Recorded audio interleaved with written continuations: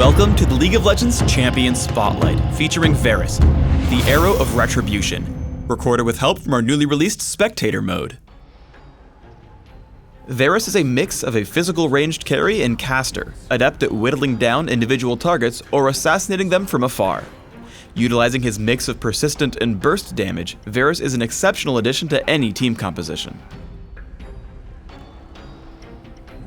Varus' passive is Living Vengeance. Every time Varus kills a minion or monster, he gains attack speed for a few seconds. If he kills or assists in the kill of an enemy champion, he gains more attack speed for an even longer duration. Piercing Arrow charges up and then fires a powerful shot that damages all enemies it hits in a line, dealing reduced damage as it passes through more targets. On the first cast of Piercing Arrow, Varus begins drawing back his bow, slowing him and removing his ability to attack. When cast a second time, he fires with bonus damage and bonus range based on how long he was channeling. If you use smart casting, holding down the button will begin the charge and letting go will fire.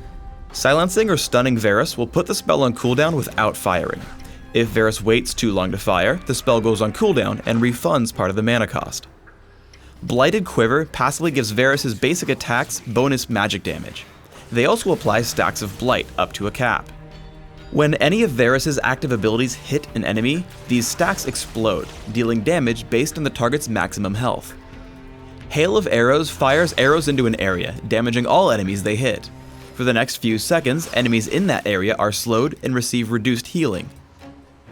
Varus' ultimate is Chain of Corruption. Varus fires out a skill shot nuke that damages and roots the first enemy champion it hits. Immediately after, it attempts to spread to other nearby enemy champions, damaging and rooting them as well. Every time Chain of Corruption spreads, it searches again for new targets, but will never hit a champion more than once. Varus functions exceptionally well in mid lane. Taking early points in Piercing Arrow and Blighted Quiver, try to place stacks on your opponents and then trigger them whenever you can. Doing this will let you whittle down your opponent and win the lane. This gameplay also works well in partnered lanes. Fighting against Caitlyn and Kayle, I constantly apply Blight stacks whenever I can, following up with Piercing Arrow. Finally, Caitlyn gets low enough for me to finish the job. I push the minions to their turret, charge up, and snipe Caitlyn for a long-range kill. As you level up, these combos get easier. Once you reach enough Blight stacks, lock your target down with Chain of Corruption and keep attacking. Toss out Hail of Arrows for the slow as soon as the route ends, and finish off your target with a quickly fired Piercing Arrow.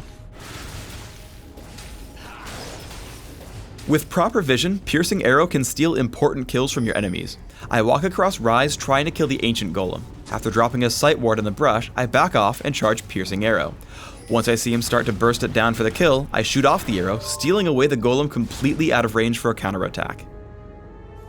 Flash plus Chain of Corruption lets you pick off running enemies. Basic attacks followed by Piercing Arrow pick up a quick kill. Varus is exceptionally fast at killing Baron Nashor or the Dragon. Fire Piercing Arrow immediately after getting 3 Blight stacks. If you time it right, Hail of Arrows can actually trigger 4 stacks. Launch it after reaching 3 and land a basic attack while it's falling. Hail of Arrows will constantly trigger Blight stacks as it hits an enemy, giving you a 4th. In the ensuing team fight, I resort to hitting the tanks first, but save Chain of Corruption until it can spread. Once Amumu gets pulled away, I target Udyr. I switch focus to him and the corruption spreads to Rise and then the enemy Varus. We take down 4 enemy champions in sequence with no hope for any of them to escape.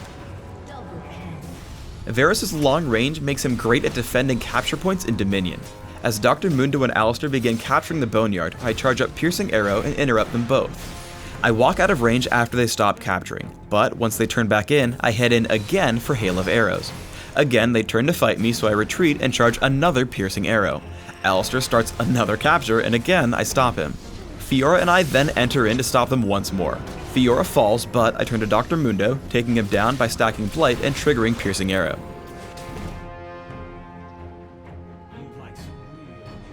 As Varus is a physical damage dealer, I focus on amplifying that damage as much as possible. For runes, I recommend flat attack damage marks, flat armor seals, magic resist per level glyphs, and flat attack damage quintessences. For masteries, I recommend 22-1-7, taking all the physical damage increasing masteries in offense, mana regeneration in utility, and improving my summoner spells. For summoner spells, I recommend Heal and Flash, as these spells will help you navigate and survive fights. On Summoner's Rift, I recommend opening with Boots of Speed and 3 health potions, following up with a couple of Doran's Blades, Berserker's Greaves, and a Vampiric Scepter. Then look for significant damage through Infinity Edge, Phantom Dancer, and Last Whisper. From here, look for items like Guardian Angel, Banshee's Veil, and Bloodthirster. In Dominion, a similar build will work well. I recommend Boots of Speed, Prospector's Blade, and 2 health potions. Grab Berserker's Greaves and head for Infinity Edge, Phantom Dancer, Last Whisper, and Sanguine Blade. Round out your build with Odin's Veil or a second Phantom Dancer. Thanks for tuning in to the Varus Champion Spotlight. Please subscribe to the Riot Games YouTube channel above, and don't forget to thumbs us up just below the video.